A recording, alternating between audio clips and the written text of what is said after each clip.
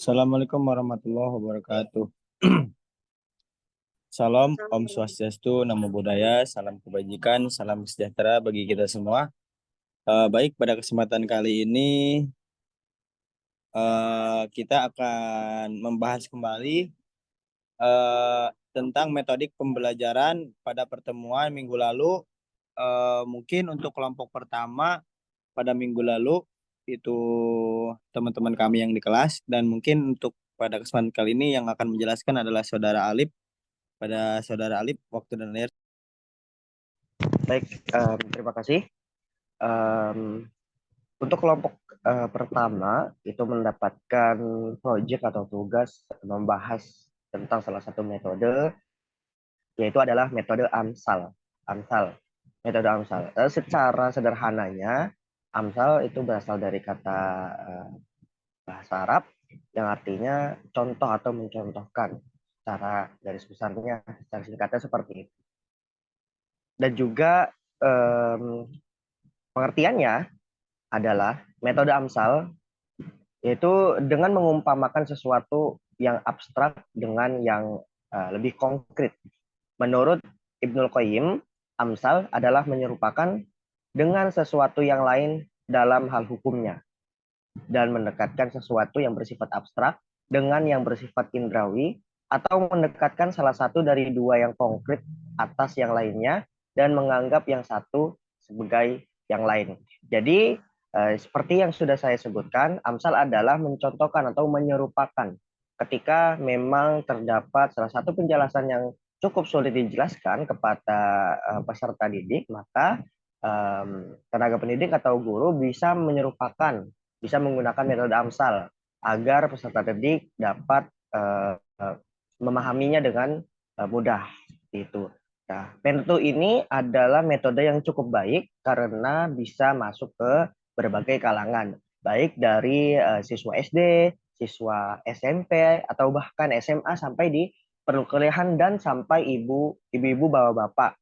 Gitu. Karena ya ini salah satu metode yang cukup relevan, cukup bagus untuk menggambarkan, menjelaskan sesuatu yang abstrak menjadi lebih jelas lagi. Mungkin seperti itu untuk Saudara Fahmi, saya kembalikan lagi. Terima kasih.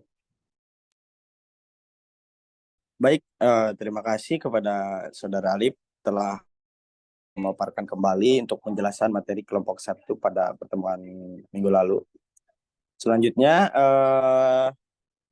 saya selaku moderator sekaligus pemapar dari materi kelompok 2 pada pertemuan minggu lalu, yaitu metode kisah Qurani. Nah, pada metode kisah Qurani ini adalah pemberitaan atau sejarah Al-Quran tentang al-ihwal atau asal muasal umat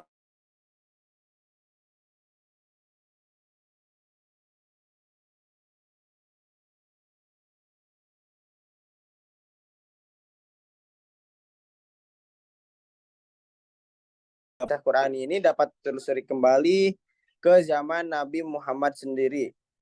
Zaman Nabi Muhammad SAW sendiri. Nah, penemu metode kisah Qurani ini pada zaman Nabi, yaitu pada zaman Nabi dan para sahabat. Kemudian masuknya metode Qurani ke Indonesia ini pada abad ke-7.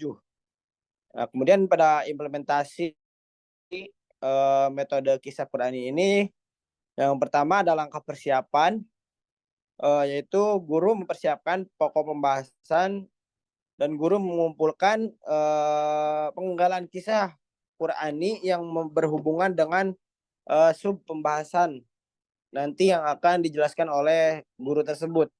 Kemudian ada langkah-langkah pelaksanaannya.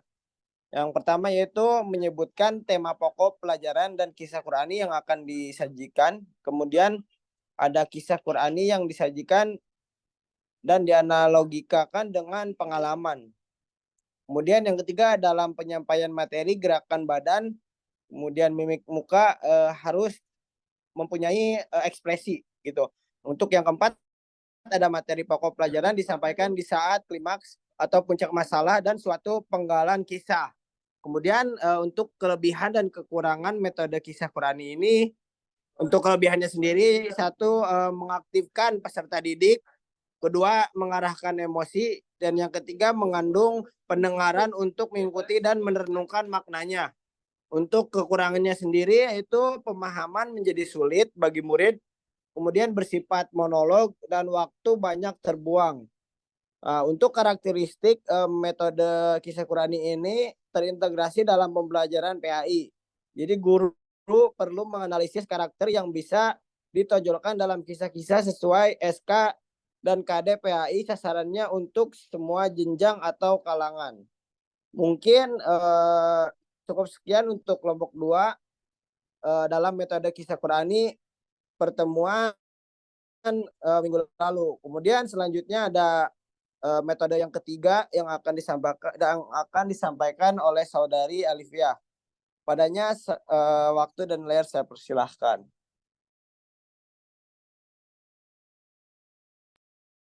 Oke, baik. Terima kasih untuk Mas Fahmi selaku moderator ini. Di sini saya akan menjelaskan metode Ibrah dan Mauizah. Nah, metode ini tuh metode yang diberikan oleh Pak Makbul ya kepada kelompok kita. Nah, metode Ibrah dan Mauizah ini tuh metode yang tradisional gitu ya, yang udah digunakan dari zaman Nabi ya. Nah, metode Ibrah dan Mauizah ini itu sering disebut dengan istilah metode nasihat ataupun peringatan gitu ya. Nah, di sini itu nasihatnya itu nasihat apa gitu ya, nasihat dan peringatan baik buruknya suatu perkara gitu. Nah, metode ini juga sangat efektif gitu ya, yang digunakan guru oleh si peserta didiknya untuk membentuk akidah dan akhlak si peserta didik. Nah, terus metode Ibrah dan Mauizah ini juga si pendidik itu ataupun si pengajar itu bisa menggunakan motivasi yang diajarkan kepada si peserta didiknya gitu. Nah, terus contohnya ya seperti apabila si peserta didiknya melakukan kesalahan nih di dalam kelas. Nah, si gurunya ini tuh jangan langsung memarahinya ataupun menyalahkan gitu ataupun memukul lah, itu apalagi nggak benar gitu ya. Nah, jadi si guru ini tuh bisa menggunakan metode Ibrah dan Moisa ini, yaitu dengan cara mengajak berbicara secara sopan santun gitu ya, secara santun. Terus bisa juga menunjukkan kesalahan tersebut dengan tata cara yang lemah lembut. Nah, terus bisa juga si guru memberikan saran ataupun peringatan ya kepada si peserta didiknya. Bahkan bisa juga nih si guru tuh ngasih motivasi-motivasi ke si peserta didiknya supaya memperbaiki dirinya itu ke yang lebih baik lagi. Nah, ada lagi contoh kedua, apabila si peserta didik ini itu tidak paham dengan materi-materi yang dijelaskan oleh si guru tuh, nggak paham-paham tuh peserta didiknya. Nah, si guru ini bisa juga dengan menggunakan metode Ibrah dan Mauizah. Nah, jelaskan kembali materi tersebut secara pelan-pelan, jangan cepet-cepet gitu ya, secara lemah lembut lah gitu. Nah, jadi pada intinya metode Ibrah dan Mauizah ini adalah metode yang digunakan untuk memberikan nasihat ataupun peringatan kepada si peserta didik dengan cara lemah lembut dan bijaksana tanpa menyakiti perasaan si peserta didik ataupun mempermalukan si peserta didiknya. Sekian dan terima kasih. Saya kembalikan lagi kepada moderator. Baik, terima kasih kepada saudari Alivia. Selanjutnya untuk metode keempat itu akan dijelaskan oleh saudari Depi Anjarwati. Waktu dan layar saya persilahkan. Oke, baik. Terima kasih kepada moderator yang telah mengizinkan saya untuk memaparkan materi dari kelompok 4 pekan lalu. Nah, jadi kelompok 4 kemarin itu mendapatkan tentang takrib dan tahrib. Nah, jadi dari definisi sendiri itu, kalau tagrib itu adalah mendorong atau memotivasi untuk mencintai kebaikan. Nah, kalau tahrib ini adalah ancaman atau sebuah hukuman. Nah, teori ini berasal dari tradisi Islam ditemukan Syekh Al-Jarjani abad ke-11 pada merupakan prinsip-prinsip psikologi perilaku dengan ajaran Islam. Nah, Terus di sini ini ada kelebihan dan kekurangan. Nah, kelebihan dari tagrib ini dapat memotivasi siswa. Nah, namun dari kekurangan tagrib ini memiliki sifat sombong atau membutuhkan alat-alat biaya. Nah, kalau kelebihan dari tahrib ini menjadi evaluasi siswa dan kekurangan ini memberi efek jerak terhadap siswa yang bermalas-malasan atau berdusta membuat siswa takut. Untuk membuat siswa takut. Jadi tahrib ini seperti sebuah hukuman. Nah, terus karakteristik dari tagrib ini janji terhadap kesenang-senangan, kenikmatan akhirat. Nah, kalau tahrib ini ancaman atau intimidasi melalui hukuman yang terlaksananya sebuah dosa. Nah, jadi untuk implementasi sendiri dari tagrib dan tahrib ini untuk pelajaran akidah bisa, untuk pelajaran ibadah bisa, dan untuk pelajaran akhlak bisa. Nah, mungkin cukup sekian dari saya, kurang lebihnya mohon maaf, saya kembalikan kepada moderator. Baik, terima kasih kepada Saudari Devi Anjarwati telah menyampaikan materi kelompok 4 pada pertemuan minggu lalu. Selanjutnya, untuk metode atau materi yang disampaikan kelompok 5 pada pertemuan minggu lalu, yaitu akan disampaikan kembali oleh Saudari Leli. Kepadanya waktu dan layar saya persilahkan. Oke, baik. Terima kasih kepada moderator. Di sini saya akan menjelaskan sedikit mengenai metode sosiodrama. Nah, di sini sosiodrama ini metode mengajar dalam melaksanakan bertugas untuk mendramatisasikan situasi sosial, di mana siswa itu bisa menyelesaikan masalah melalui atau melihat dalam drama itu, atau untuk memecahkan masalah dari situasi sosial. Nah, metode ini cara mengimplementasikannya yaitu bisa yang pertama itu harus menentukan dulu pokok temanya mengenai sosial ya.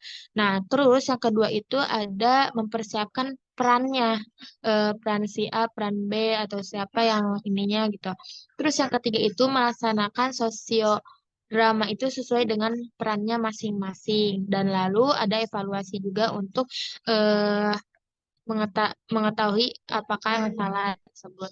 Nah, terus ada kelebihan dan kekurangannya dalam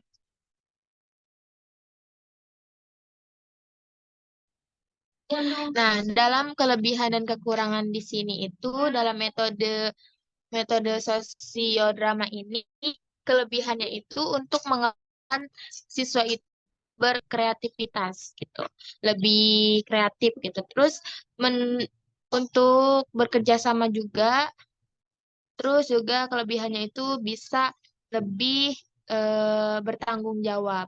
Dan kekurangannya itu apa? Kekurangannya itu adalah waktu yang panjang. Jadi butuh waktu yang panjang juga gitu.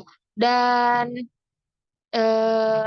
metode ini disarankan untuk para siswa, mau SD, SMP, SMA juga bisa, ataupun perkuliahan juga bisa. Mungkin cukup sekian dari saya kembalikan kepada moderator. Oke, mungkin alhamdulillah cukup untuk pembahasan metode-metode yang telah disampaikan pada minggu lalu. Kemudian kita cukupkan untuk pembahasan kembali materi-materi pada pertemuan minggu lalu. Saya Muhammad Fahmi Abdul Aziz, izin undur diri. Baik, terima kasih semuanya. Mohon maaf apabila ada kesalahan. Assalamualaikum warahmatullahi wabarakatuh. Waalaikumsalam warahmatullahi wabarakatuh.